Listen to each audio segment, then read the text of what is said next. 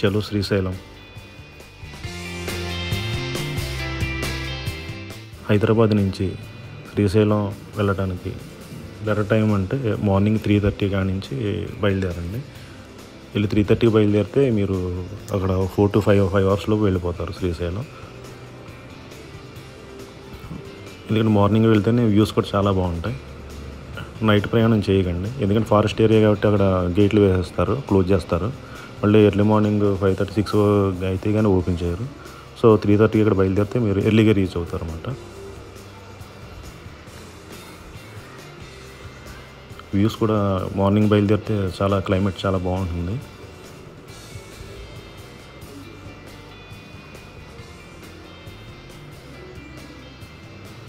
ఈ వీడియో కూడా చూడటానికి లెందీగా ఉంటుంది, అంటే వ్యూస్ బాగున్నాయి కదా అని చెప్పి మొత్తం అన్నీ కూడా పోస్ట్ చేశాను.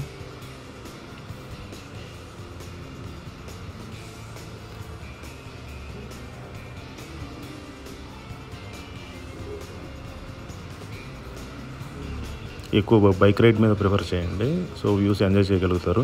కారు బాగానే ఉంటుంది ఏదైనా వర్షాకాలం అయితే, లేదంటే బైక్ ప్రిఫర్ చేయండి. అలా రోడ్డు అసలు హైదరాబాద్ నుంచి శ్రీశైలం వెళ్ళే వరకు కూడా అలా ఎక్కడ ఇంత గుంతలు కానీ అసలు ఏమీ లేవు. ఇది ఫారెస్ట్లోకి ఎంటర్ అయిన తర్వాత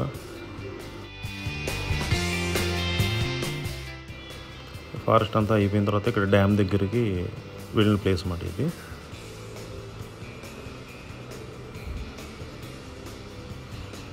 డ్యామ్ శ్రీశైలం డ్యామ్ ఇదంతా కూడా. యువతల పక్కన తెలంగాణ, డ్యామ్ అవతల ఉన్నది అదంతా కూడా కనిపించేంత కూడా ఆంధ్రలోకి వస్తుంది, ఏపీలోకి. కింద ఇది వాటర్ ఎక్కువ వచ్చినప్పుడు థర్మల్ ప్రాజెక్టు చేసే ఇది కరెంట్ సప్లై కూడా ఇక్కడి నుంచి తయారు చేస్తారు, రియాక్టర్స్ అవన్నీ ఉంటాయి ఇక్కడ.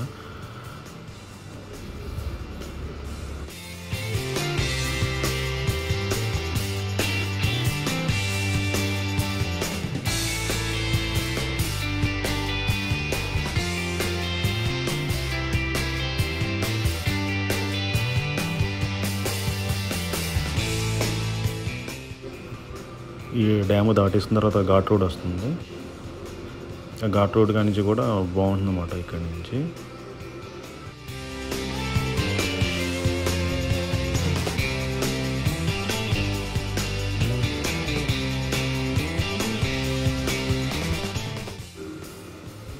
మీకు చూడటానికి ఇందులో వీడియోలో ఎలా ఉంది కానీ మీరు డైరెక్ట్గా చూస్తే అలా మంచి ఎగ్జైట్ ఫీల్ అవుతారు.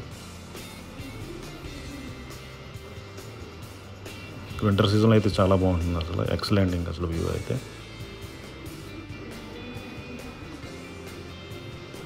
కోతులు అన్నీ కూడా ఉంటాయి, జాగ్రత్తగా ఉండండి.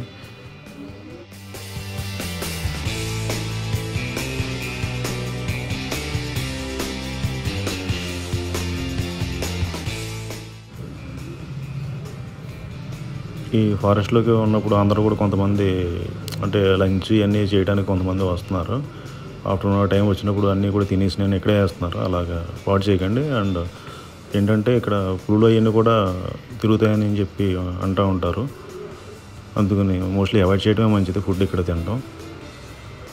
నైట్ అందుకని మొత్తం ఫారెస్ట్ అంతా కూడా క్లోజ్ చేస్తారు, మొత్తం గేట్లు వేస్తారు. ఏనుగులు ఇవన్నీ కూడా మొత్తం పుల్లని తిరుగుతాయి అంటారు. మాకు ఏ జంతువులు మాకు ఏ జంకులు కూడా ఏమి కూడా కనిపించలేదు మాకు వెళ్ళే దారిలో.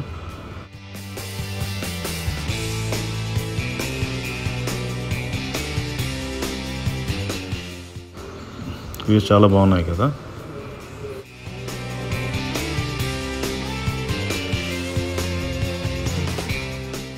ఆ ఫారెస్ట్లోకి ఎంటర్ అయిన తర్వాత అసలు రూట్ అయితే ఇంకా ఎక్సలెంట్, ఇంకా అసలు చాలా బాగుంటుంది.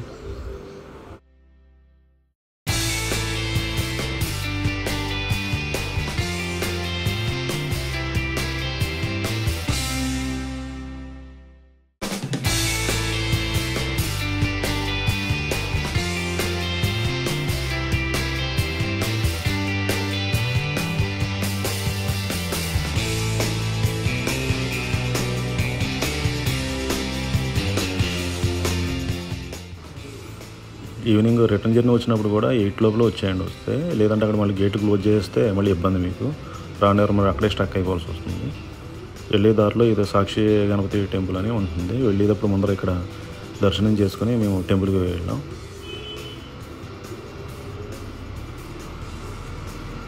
ఇది మేము దిగిన హోటల్ క్షత్రియ హోటల్లో దిగాం. అలా వ్యూ అక్కడి నుంచి మా కిచెన్ రూమ్ దగ్గర వ్యూ చాలా బాగుంది. ఏసీ రూమ్ కూడా 1000 రూపీస్కి వచ్చింది. మీరు బిఫోరే కాల్ చేసి మీరు రూమ్ బుక్ చేసుకోవాలి. ఇదంతా వ్యూ అన్నమాట. ఇది మా రూము. బాల్కనీ అంతా మంచి స్పేస్గా చాలా నీట్గా ఉంది. అసలు అంతా కూడా కార్ పార్కింగ్ అసలు అన్నిటికీ చాలా బాగుంది. అసలు దేనికి ఇబ్బంది లేకుండా. ఇది మా బెడ్రూమ్, ఇది మా రూము. మేము 2 nights బుక్ చేసుకున్నాం. కానీ అలా మాకు చాలా ఎక్కువ, ఇది బాగా పెద్దది ఇది రూము. రూమ్స్ అన్నీ కూడా బాగా స్పేస్గా ఉన్నాయి. అలా బాత్రూమ్ కూడా అసలు ఇంత పెద్ద బాత్రూమ్ అసలు ఎక్కడ చూడలేదు నేను. అంటే బుకింగ్ హోటల్స్లో కూడా మళ్ళీ చిన్న సైజులో ఉంటాయి కదా, ఇక్కడ అన్నీ కూడా బాగా స్పేస్గా ఇచ్చారు. ఇది ఒక బెడ్రూమ్ లాగా ఉంది. అక్కడ బ్రేక్ఫాస్ట్ ఫినిష్ చేసుకుని టెంపుల్కి బయలుదేరాం. ఇక్కడ ఇవన్నీ చూసుకొని మొత్తం అన్నీ కూడా అది టికెట్ కౌంటర్ అండి. ఈ పక్కనేమో ఇవన్నీ మొత్తం మనకు గ్రోసరీ కొనుక్కోవడానికి ఇది టికెట్ కౌంటర్. ఇక్కడ సారీ ఇది క్లాక్ రూమ్. ఇక్కడ అన్నీ పెట్టేసుకోవచ్చు. ఇదేమో ఇక్కడ చెప్పులన్నీ పెట్టుకొని ఇలాగ దర్శనానికి వెళ్ళే రూట్ అండి.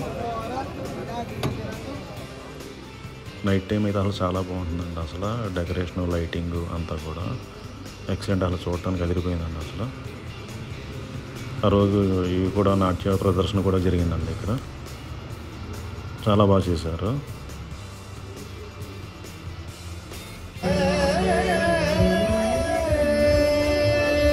మేము 3 days ఉంటే 3 days కూడా దర్శనం చేసుకున్నాం. సో అన్ సీజన్లో వెళ్ళటమే బెస్ట్ అండి. మీరు శివరాత్రి అలా వెళ్ళేదానికన్నా దర్శనం బాగా అవుతుంది.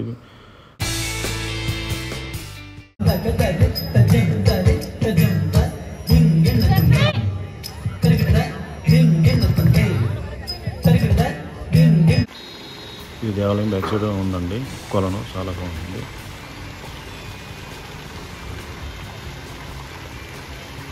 ఇలా చాలా బాగుంది కదండి. గోపురం లైటింగ్ అసలు 4 పక్కన ఉన్న గోపురాలు అన్నీ కూడా చాలా బాగుంది. ఇది ఛత్రపతి శివాజీ మెమోరియల్ హాల్ అండి. ఇది మొత్తం ఆస్థాన కోవిదులు, సేనాపతులు, మొత్తం అందరు మంత్రులన్నీ కూడా కలిపి ఇక్కడ ఉన్నదండి. ఇది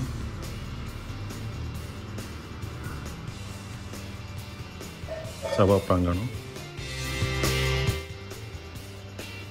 ఇది ఛత్రపతి శివాజీ మెమోరియల్ హాల్ అండి. ఇది అందరూ ఎవరు మిస్ అవ్వకండి, చాలా బాగుంది. ఇదంతా కూడా 3D ఆర్ట్ అండి. 3D ఆర్ట్ అసలు చాలా బాగుంది. అసలు రియలిస్టిక్గా ఉంది అంతా కూడా.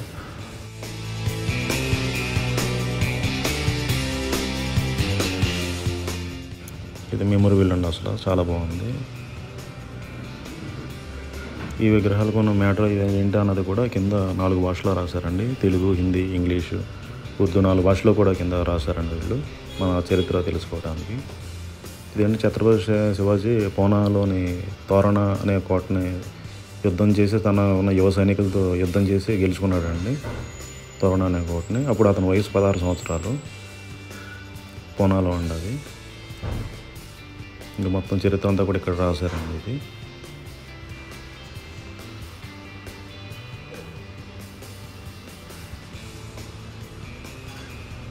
ఇది ఛత్రపతి శివాజీ హిందూ సామ్రాజ్యం విస్తరించినప్పుడు తనకు కూడా ఒక నౌక దళం అవసరం అని చెప్పని మొత్తం ఒక యుద్ధ నౌకల్ని, ఒక ఫ్రెంచ్ యుద్ధ నౌక ఎక్స్పీరియన్స్ ఉన్న వాళ్ళని తీసుకొచ్చి మొత్తం తయారు చేయించాడండి యుద్ధ నౌకలు. ఒక 85 యుద్ధ నౌకలు ఉన్నాయండి. 85 యుద్ధ నౌకలు ఉన్నాయి. గ్రేట్ కదండి అది.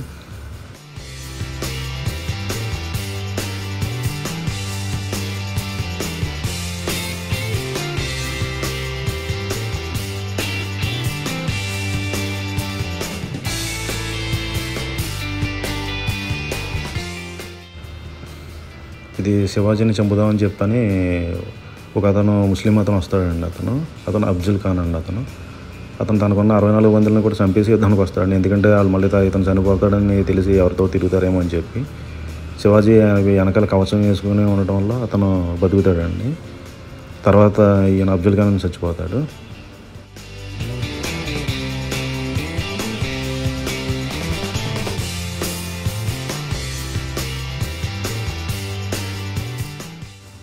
ఇది ఔరంగజేబు వాళ్ళ మేనమామ వస్తాడండి ఇతన్ని శివాజీని చంపుదామని చెప్పని.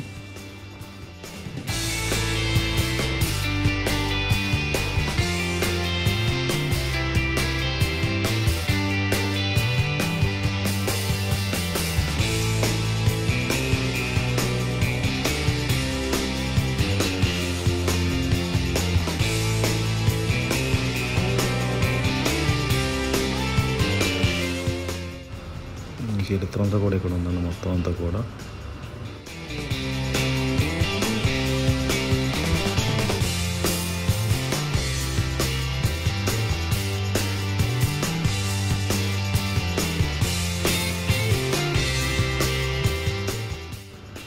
ఈయన ఛత్రపతి శివాజీ మొత్తం అంతా కూడా ఆయన పుట్టినప్పటి నుంచి చరిత్ర అంతా కూడా ఆయన గురూజీ అండి. ఆయన చరిత్ర అంతా కూడా అందరికీ వివరిస్తూ ఉంటాడు. ఆయన చెప్పిన సాహసాలు అటువంటి అన్నీ కూడా చరిత్రలన్నీ కూడా చెప్తూ ఉంటాడు అందరికీ.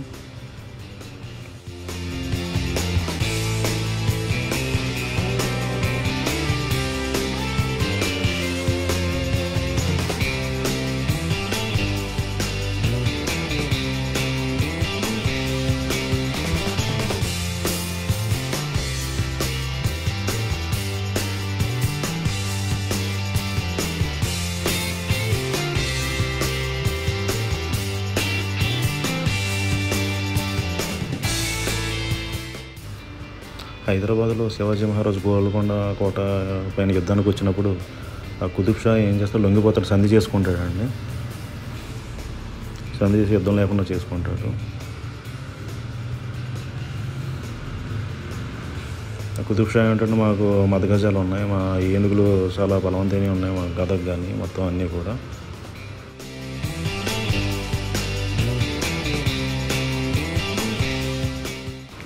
కుతుబ్ షా ఛత్రపతి శివాజీ ఆలింగనం చేసుకున్నప్పుడు అండి.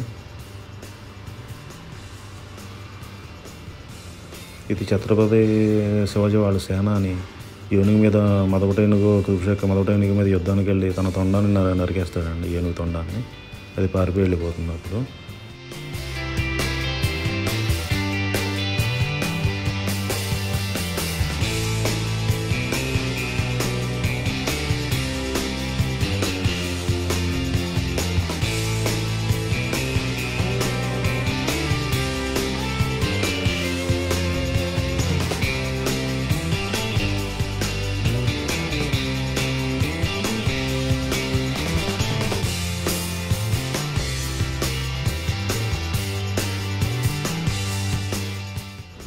ఇది శివాజీ ఏంటంటే శ్రీశైలం వచ్చినప్పుడు అండి. ఇది వేరే చోట యుద్ధానికి వెళ్తూ మార్గ మధ్యంలో శ్రీశైలాన్ని ఆగి శ్రీశైల స్వామి దర్శనం చేసుకుంటారండి. ఇది ఇక్కడ ఉన్న ఉత్తర ద్వారాన్ని కూడా ఆయనే నిర్మించారు, గోపురం కూడా. అందుకనే దాన్ని శివాజీ గోపురం అని కూడా అంటారు. ఆయన శ్రీశైలం మీదుగా అలాగా తిరుపతి కూడా వెళ్ళారండి. ఆయన వెంకటేశ్వర స్వామిని దర్శించుకున్నారు శివాజీ మహారాజు.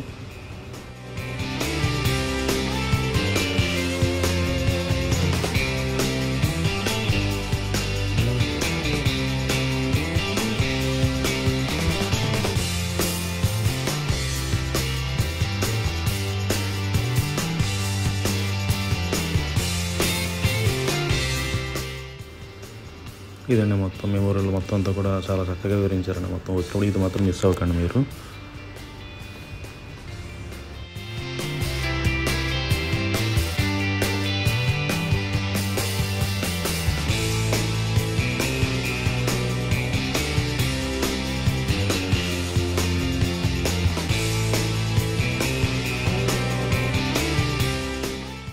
ఈ మెమోరియల్ హాల్ పక్కనే ఇది మొత్తం కోటలన్నీ కూడా ఉంటాయండి. మొత్తం ఇవి కూడా చూడండి, మిస్ అవ్వకండి. పక్కనే ఉంటుంది శివాజీ మెమోరియల్ హాల్ పక్కన. ఇది ప్రతాప్గఢ్ కోట అండి. ఇది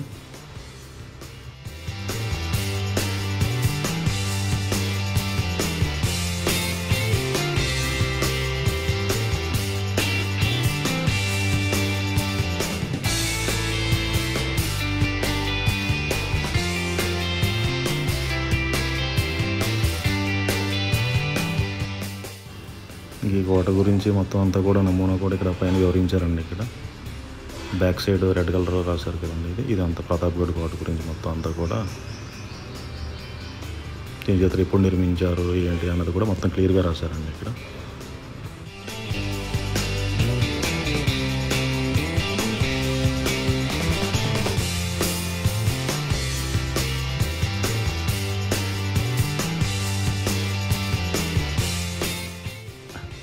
ఇది రాజగఢ్ కోట అండి.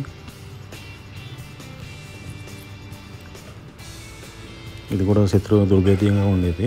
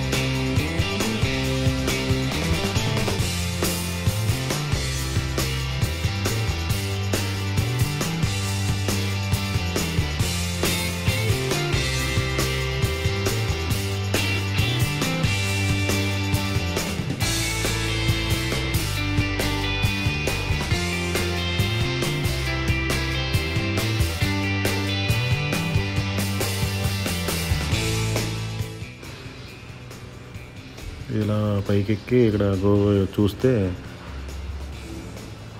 నంది దగ్గర నుంచి ఇక్కడ నుంచి చూస్తే మొత్తం ఏంటంటే గోపురాలు అనేవి కనిపిస్తాయండి. ఇక్కడ బైనాక్యులర్స్ కూడా పెట్టారు. ఆ బైనాక్యులర్స్ చూస్తే మొత్తం అన్నీ కూడా క్లియర్గా కనిపిస్తాయండి. మొత్తం అంతా కూడా గోపురం అంతా కూడా.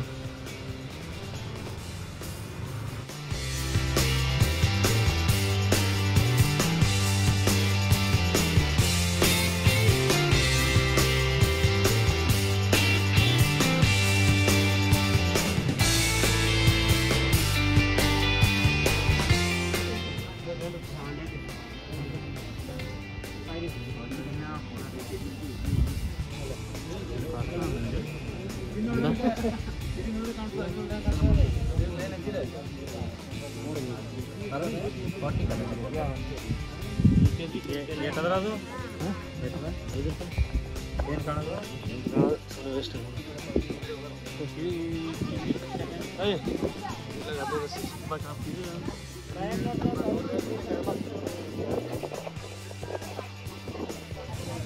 మీకు చెప్పాను కదండి, ఇంకా నంది అలాగా కొమ్ముల మధ్యలో చూస్తే గోపురం కనిపిస్తుంది. ఇక్కడ ఇది దూరంగా ఉండటం వల్ల కొంతమంది బయట కూడా చూస్తారు కనిపించే వాళ్ళు.